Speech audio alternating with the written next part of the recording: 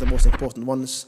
Of course, the 5 pillars of Islam, the Shahada, the 5 daily prayers, the annual zakat and charity, fasting the month of Ramadan, and going to Hajj. May Allah allow us to visit His house. Now, my brothers and sisters, some of the ulama, they actually say that there is a 6th pillar of Islam, if you will.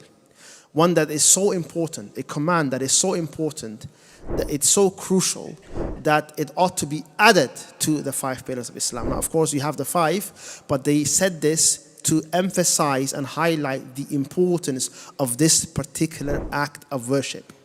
And that act of worship, my brothers and sisters, is what is known as Al-Amru Bil-Ma'ruf an-Nahy Anil-Munkar. It is the enjoining and the calling towards good and the forbidding of evil. This is an act of worship that the ulama say is an obligation.